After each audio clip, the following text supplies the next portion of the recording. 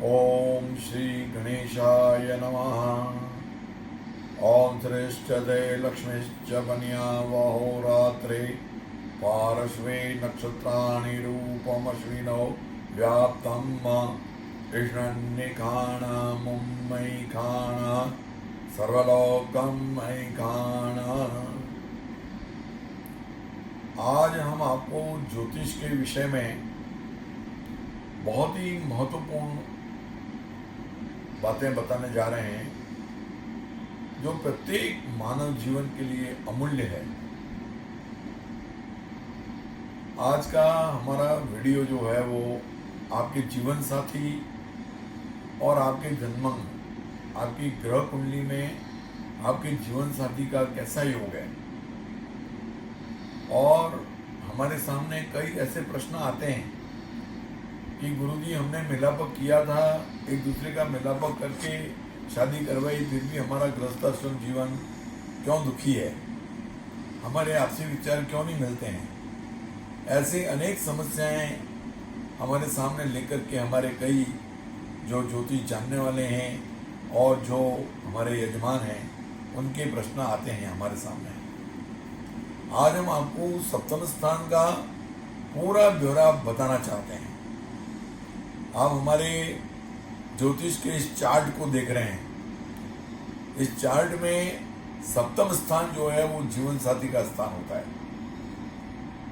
और उस जीवन साथी के स्थान में आपके जन्म कुंडली के समय जो राशि है, जो नंबर है, जो राशि है, उसका स्वामी कहाँ पर बैठा है, सप्तम स्थान में कौन सा ग्रह बैठा है और प्रथम स्थान में कौन सा ग्रह बैठा है। प्रथम स्थान में जो ग्रह बैठा हो वो सप्तम स्थान पर दृष्टा होता है और सप्तम स्थान में जो ग्रह बैठा है वो जीवन साथी के सुख को बताता है। सप्तम स्थान का कारक ग्रह शुक्र है। जिस जातक के शुक्र बहुत ही पावरफुल होता है, अच्छा होता है, उच्च का होता है, स्वग्रही होता है, अच्छे अंशों पर होता है, मार्गी होता है, युवावस्था में होता है, उसका गृहस्थाश्रम जीवन बहुत सुखी होता है। हमने हमारे पहले क्लिप में बता दिया है कि जन्मांग में 6, 8 और 12 स्थान दूर स्थान गिने जाते हैं, बाकी सुस्थान गिने जाते हैं। दूर स्थानों में ग्रह आने पर वो उतना प्रतिफल प्रदान नहीं करता है, लेकिन सुस्थान में आने पर अगर वो नीच राशि का है, शत्रु स्थान में है, अस्त का है और निर्बल है तो वो उस स्थान से संबंधित और जो कारक है जिसके लिए जिम्मेदार है दोनों स्थानों को भ्रष्ट करता है। तो आपकी जन्म कुंडली के अंदर जैसा कि ये चार्ट आप देख रहे हैं, उस चार्ट के अंदर सप्तम स्थान को जीवन साथी का स्थान कहा गया है। सप्तम स्थान को जानना प्रत्येक व्यक्ति के लिए महत्वपूर्ण है। मांगलिक कुंडली किसे कहते हैं, शनि की कुंडली किसे कहते हैं, मांगलिक कुंडली और शनि की कुंडली क्यों किसी गृहस्थाश्रम जीवन को शुरू करने से पहले जानना जरूरी है, क्या इसका महत्व है। लेकिन अधूरा ज्ञान हमेशा व्यक्ति को पथभ्रष्ट कर देता है, इसीलिए हम आपको एक एक बात स्पष्ट करते हुए आपको मूल्यांकित करते हैं। आप इस चार्ट में देख रहे हैं, पहले स्थान में मेष राशि का मंगल हो, चौथे स्थान में वृश्चिक राशि का मंगल हो, सातवें स्थान में मकर राशि और मीन राशि का मंगल हो, आठवें स्थान में कर्क राशि का मंगल हो और 12वें स्थान में धन राशि का मंगल हो, तो मांगलिक दोष नहीं लगता है। वो स्थान मंगल के हैं, पहला, चौथा, 7वां, 8वां और 12वां। किसी भी व्यक्ति के इन स्थान में मंगल हो तो मांगलिक दोष गिना जाता है। लेकिन यदि पहले स्थान में मेष राशि का मंगल है, चौथे स्थान में वृश्चिक राशि का मंगल है, 7वें स्थान में मकर और मीन राशि का मंगल है, 8वें स्थान में कर्क राशि का मंगल है और 12वें स्थान में धन राशि का मंगल है, तो वो मांगलिक दोष नहीं लगता है। हमारे ज्योतिष को जानने वाले प्रिय ज्यादा महत्व ऐसा क्यों है। मेष का मंगल स्वग्रही होता है, अपने घर को कभी बर्बाद नहीं करता मंगल। चतुर्थ स्थान में वृश्चिक का मंगल खुद के घर में होता है। सप्तम स्थान में उच्च का मंगल मकर राशि में गिना जाता है और गुरु के घर का मंगल दोषी नहीं होता है। मीन राशि का मंगल सप्तम स्थान में नहीं गिना जाता है। और कर्क राशि का मंगल 8वें स्थान में क्यों नहीं गिना जाता है? क्योंकि एक वो नीच राशि का है और स्थान भी नीच है, इसीलिए उसके मंगल के प्रभाव नेगेटिव नहीं होते हैं। और 12वें स्थान में धन राशि वापस गुरु की राशि है, इसीलिए वहां पर भी मंगल का प्रभाव नहीं होता है। आपको मैं स्पष्ट बता दूं कि शनि जो है वो मंगल से भी ज्यादा बाधक होता है गृहस्थाश्रम जीवन में। शनि अगर पहले स्थान में बैठा है किसी जातक के, या 5वें स्थान में बैठा है, या 7वें स्थान में बैठा है, या 10वें स्थान में बैठा है, तो सीधा सप्तम स्थान पर दृष्टा होता है। ये 4 स्थान है, पहला स्थान, 5वां स्थान, 7वां स्थान और 10वां स्थान। इन चारों स्थानों में कहीं पर भी शनि बैठा हो तो सीधा सप्तम स्थान को प्रभावित करता है। शनि स्वग्रही हो, शनि उच्च का हो, शनि नीच का हो, शनि कैसी भी राशि में हो, हमेशा लग्न में विलंब करता है। देरी से लग्न होता है उस व्यक्ति का, और उसको बहुत ही जीवन साथी ढूंढने में अपने सभी योग्यताएं होने के बावजूद भी कई कठिनाइयों का सामना करना पड़ता है। आज हम आपको कुछ विशेष बातें बताने वाले हैं। शनि जो है वो उच्च का होकर के, स्वग्रही होकर के अगर वो दृष्टा है तो विलंब से होगा, लेकिन वो अच्छा होगा। उसमें विलंब जरूर है, लेकिन उसमें अपने उच्चत्व को और अपने स्वग्रही को वो फल अच्छा देता है। हमारे कई जो जानना चाहते हैं कि शनि और मंगल दोनों का प्रभाव कब होता है, यह इसकी महादशा में, अंतरदशा में, प्रत्यंतर दशा में एक दूसरे के झगड़े, एक दूसरे के प्रति विवाद और अनावश्यक रूप से पूरा जीवन जो है वो आपका क्षय कर देता है। हमारे आपने कई ज्योतिषियों से चर्चा की होगी, कई आप क्लिप देखते होंगे, लेकिन जो गणित है, वो साइंस है, जो विज्ञान है, उसको जानने की आपको जरूरत है। आपका मिलापक सही है, आपने जन्माक्षर बता दिए और आपके गुणांक मिल रहे हैं 25 से ऊपर, मंगल दोष दोनों का है नहीं, और सब मिलापक करके किया, फिर भी आपकी गृहस्थाश्रम जीवन में क्यों सुख नहीं है, दोनों के विचार क्यों नहीं मिलते हैं? इस संबंध में आपको बिल्कुल जानना चाहिए कि जो जन्माक्षर आपके स्वयं के हैं, इसके अंदर जो आप लेके आए हैं पावर, जो शक्तियां आप लेके आए हैं, उसका मिलापक करने के साथ कोई संबंध नहीं है। जैसे मैं उदाहरण देता हूं, शुक्र आपका 0 डिग्री पर है और खुद के घर में वृषभ राशि में है 0 या 1 डिग्री पर है, तो आपके पति का सुख तो है, लेकिन वो विदेश में रहेगा, बाहर रहेगा, क्योंकि आपके शुक्र का सुख है नहीं। शुक्र 0 डिग्री पर है, उसमें मिलापक क्या काम करेगा? इसी तरह से आपका जो मंगल है वो सप्तम स्थान में है, लेकिन वो नीच राशि का है, साथ में शुक्र है, आपके एक्सटर्नल संबंध करेगा, उसकी वजह से आपके गृहस्थाश्रम जीवन में तकलीफें आएंगी।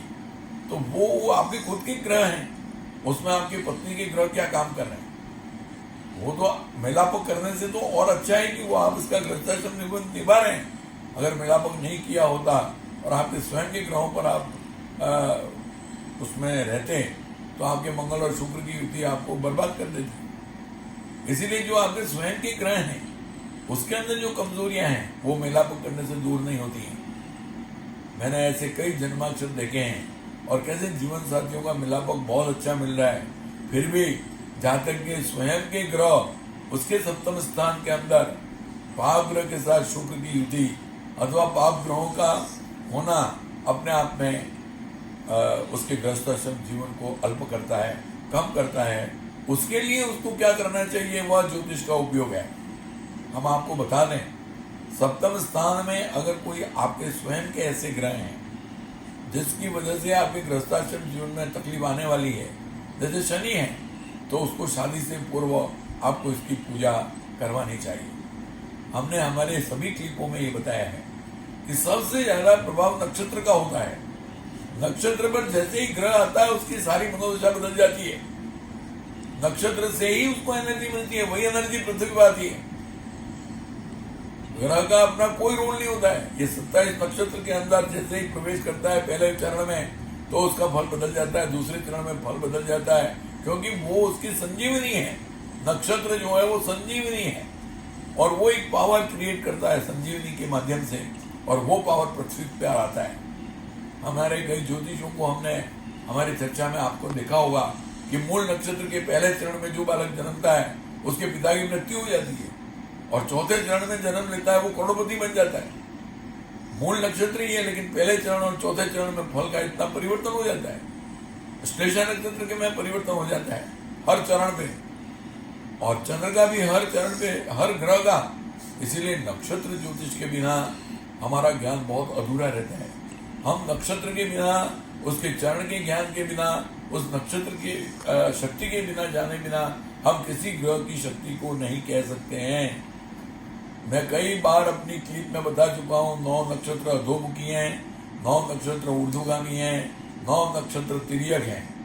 तो जो अधोगामी नक्षत्र है वो पृथ्वी के अंदर के भाव से सारा प्रतिफल देते हैं। हमने आपको बताया पूर्वाषाढ़ा नक्षत्र है और उसके ऊपर आपका चंद्र है, भाग्य स्थान में है, गुरु के घर में है, मित्र की राशि में है, 15 अंश पर है, युवावस्था में है। आप भूगर्भ के जल से बहुत पैसा कमाएंगे। भूगर्भ का जितना भी जल है, जो तत्व है, उससे आप बहुत करोड़पति बनेंगे। उसके व्यापार से आपको बहुत लाभ होगा।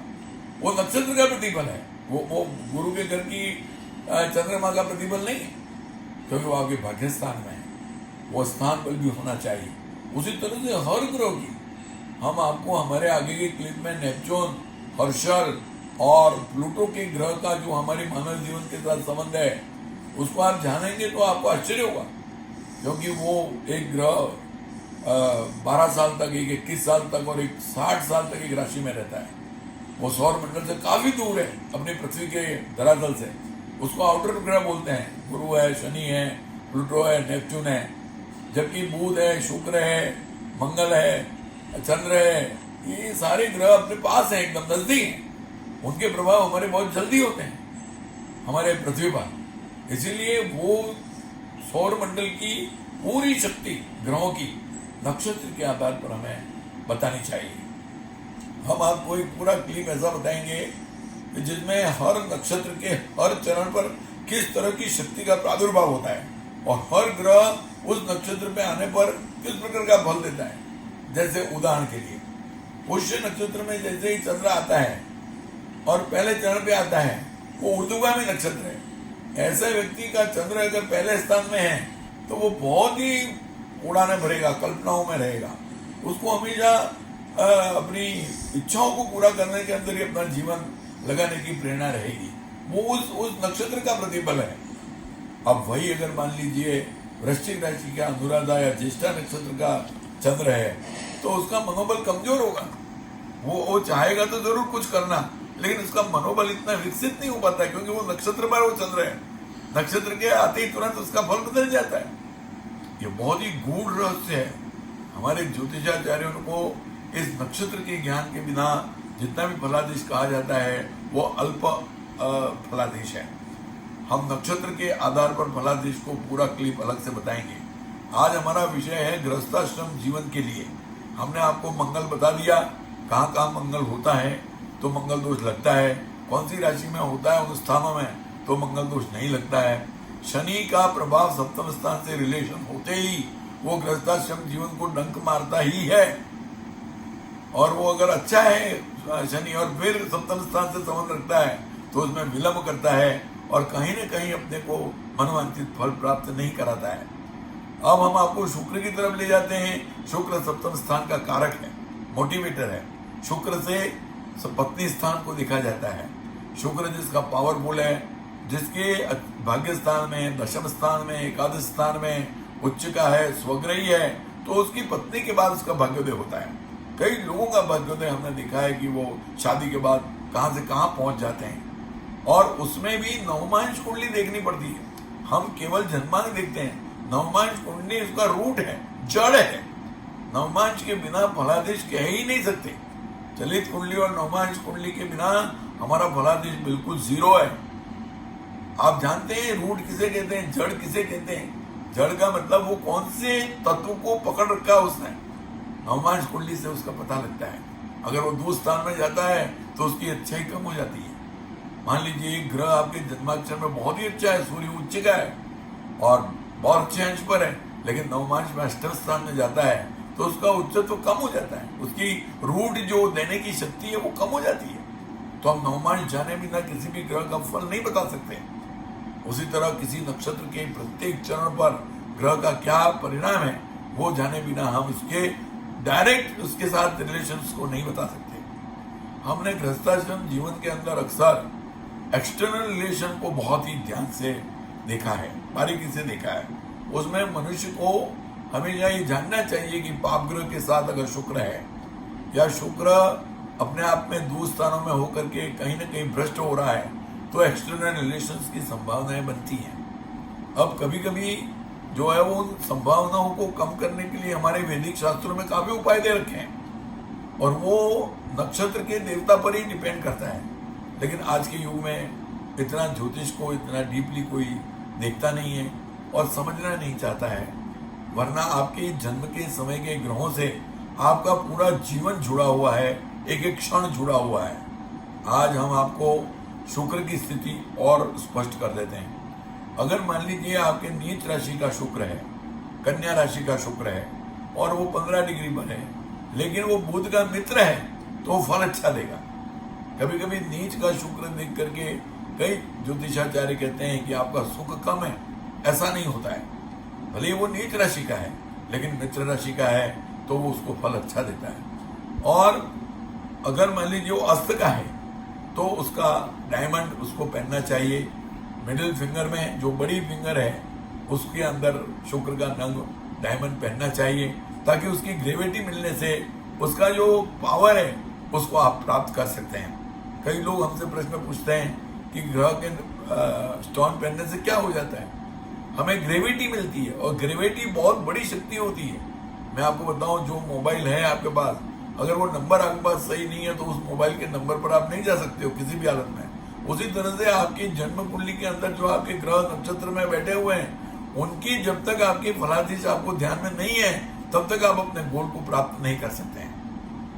हम आपके गृहस्थाश्रम जीवन को कैसे सुंदर बनाना है, बहुत ही खराब होने के बावजूद भी आपके गृहस्थाश्रम जीवन को कैसे मधुर बनाना है, उसकी कला उस ज्योतिष के अंदर दे रखी है।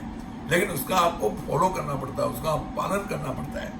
कई लोगों को हम मंगल का व्रत देते हैं, शादी से पहले हम उसकी पूजा करवाने की सलाह देते हैं, वो सारा बिल्कुल सही है। वो वैदिक पद्धति हमारी उस मंत्र के अधीन देवताओं के द्वारा उस शक्ति को हम पिरोते हैं। हमारी शादी जो है वो पूरी लग्न विवाह जो है वो पूरा वैज्ञानिक है। अग्नि की साक्षी में सभी देवताओं के आमंत्रण में हम ये कहना चाहते हैं कि आप इसके जीवन पर्यंत किसी भी तरह के ग्रह दोषों को न आने दें। लेकिन न तो वो यजमान समझने के लिए तैयार है, न जो शादी करते हैं वो पेहर समझने के लिए तैयार है। वो एक फॉर्मेलिटी बन के रह गया है। हम इसके विज्ञान को जाने और अग्नि की शक्ति को जाने, सत्य की शक्ति को जाने और इसके अंदर पूरा समझें तो हमें वो प्रतिफल जरूर मिल सकता है। आज हमारी क्लिप में हम शुक्र के बारे में और ज्यादा डिटेल बताना चाहते हैं। मीन राशि का शुक्र आपको बहुत अच्छा प्रतिफल देता है। क्यों? क्योंकि वो गुरु के घर का है और उच्च का है। और अगर वो मित्र है गुरु का आपके जन्म के समय तो आप बिल्कुल पत्नी के माध्यम से न्याल हो जाएंगे। आपके जैसा गृहस्थाश्रम जीवन किसी का नहीं होगा, क्योंकि गुरु संतान भी अच्छी देती है ऐसी पत्नी को और संतान के माध्यम से आपका प्रगति होती है। ऐसे कई हमारे ग्रहों के नक्षत्रों के प्रतिफल हैं। आज तो हम आपको इस क्लिप में यही बता रहे हैं कि मंगल का दोष कब लगता है, कब नहीं लगता है, शनि का क्या प्रभाव रहता है और आपके गृहस्थाश्रम जीवन के अंदर पाप ग्रह के साथ शुक्र जब हो उस समय आपको पदभ्रष्ट होने से रुकने के लिए क्या उपाय करने चाहिए, वो जानने के लिए हमें पूरे उपाय जान करके इसकी पहल करनी चाहिए। धन्यवाद।